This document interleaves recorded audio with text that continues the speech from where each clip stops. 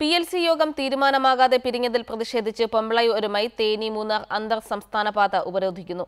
ചർച്ച പരാജയപ്പെട്ടതിൽ പ്രതിഷേധമുണ്ടെന്നും ഇനി കാത്തിരിക്കാനാകില്ലെന്നും തൊഴിലാളികൾ പറഞ്ഞു.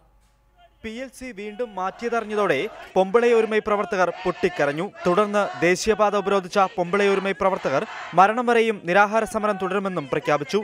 അതിവൈകാരികമായിരുന്നു തൊഴിലാളി സ്ത്രീകളുടെ പ്രതികരണം. മുഖ്യമന്ത്രിയും ട്രേഡ് യൂണിയനും തങ്ങളെ വഞ്ചിക്കുകയായിരുന്നുവെന്നും അവർ പറഞ്ഞു. ഈ റോട്ടിൽ തന്നെ ഞങ്ങൾ എന്ത് മഴ പെയ്താലും ഇവിടെ കിടന്ന് തന്നെ ഞങ്ങൾ മരിക്കും. ഇനി ഞങ്ങൾ പോവില്ല. ഞങ്ങളെ കളിപ്പിച്ചു. എല്ലാരും ഞങ്ങളെ വഞ്ചിക്കുകയാണ്. എല്ലാരും ഞങ്ങളെ വഞ്ചിക്കുക. തങ്ങളുടെ രക്തവും ജീവനും ഊറ്റിക്കുടിക്കുന്ന കണ്ണൻദേവൻ ഉൽപ്പന്നങ്ങൾ ബഹിഷ്കരിക്കണമെന്ന പൊമ്പളൈ ഒരുമൈ ആഹ്വാനം ചെയ്തു. ഒരേ പാക്കറ്റില് ഞങ്ങളുടെ തൊഴിലാളിയുടെ രക്തമാണത്.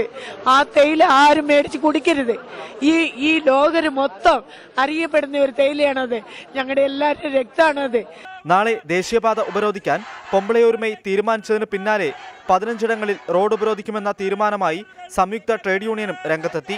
തൊഴിലാളി പ്രശ്നങ്ങൾക്ക് ഉടൻ തീരുമാനമുണ്ടായില്ലെങ്കിൽ ശക്തമായ സമരങ്ങൾക്ക് മൂന്നാർ സാക്ഷ്യം വഹിക്കുമെന്ന് ഉറപ്പായി. ക്യാമറമാൻ എബിൻ സബുവിനൊപ്പം യദു നാരായണൻ, റിപ്പോർട്ടർ, ഇടുക്കി.